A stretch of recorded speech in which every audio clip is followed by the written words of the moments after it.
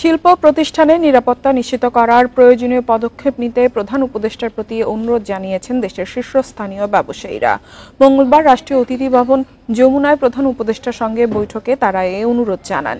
এদিকে যৌথ বাহিনীর অভিযান ঘোষণার পর বিভিন্ন শিল্পাঞ্চলে কাজে ফিরেছেন শ্রমিকরা, খুলেছে সব শিল্প কারখানা।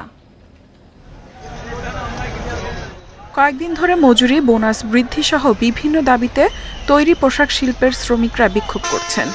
একই সাথে চাকরিচ্যুত শ্রমিকদের বিভিন্ন দাবির পাশাপাশি নিয়োগে নারী পুরুষের সমতা চেয়ে সড়ক অবরোধ করেন অনেকে। এ সময় কয়েকটি কারখানায় ভাঙচুর করা হয়। এর ফলে সাভার, আশুলিয়া ও গাজীপুর শিল্পাঞ্চলে অস্থিরতা দেখা দেয়, যা ছড়িয়ে পড়ে ওষুধ, খাদ্যসহ বিভিন্ন শিল্পে। এ অবস্থায় শিল্প কারখানার সার্বিক পরিস্থিতি নিয়ে প্রধান উপদেষ্টার সঙ্গে বৈঠক করেন ব্যবসায়ীরা। বৈঠক শেষে ব্যবসায়ী নেতারা জানান, কারখানার নিরাপত্তা নিশ্চিত না হলে বিকল্প দেশে চলে যাবেন বিদেশি ক্রেতারা।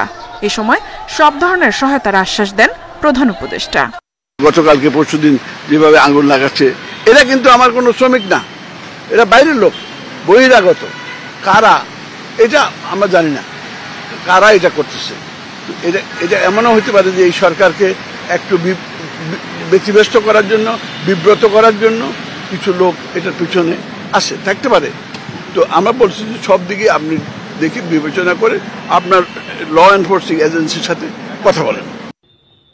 এদিকে যৌথ বাহিনীর অভিযানের ঘোষণার পর শিল্পাঞ্চলে স্বাভাবিক হতে শুরু করেছে পরিবেশ, খুলেছে সব ধরনের শিল্প কারখানা, কাজে ফিরেছেন শ্রমিকরা। নিরাপত্তা জোরদারে মোতায়েন রয়েছে আইন শৃঙ্খলা বাহিনীর সদস্যরা। আমরা মনে করি ইন্ধনদাতা আছে, ইন্ধনদাতারা এখানে কাজ করছে। এই একটা অস্থিতিশীল পরিবেশ, শিল্পকে যদি করা যায়, শিল্পকে কেন্দ্র করে যদি অস্থিতিশীল করা যায়, সেটা তাহলে তারা ফায়দা লুটতে পারবে। যারা চাকরি চায় এইভাবে জোর করে, বল প্রয়োগ করে, লুট করে, ভাঙচুর করে তো চাকরি পাওয়া যায় না। তো তাদের এটার একটা অন্য উদ্দেশ্য আছে, এটা ক্লিয়ার। তো আমরা এটাও তদন্ত করে দেখছি, আমাদের সিনিয়র স্যারদেরকে আমরা বিষয়টা অবগত করেছি।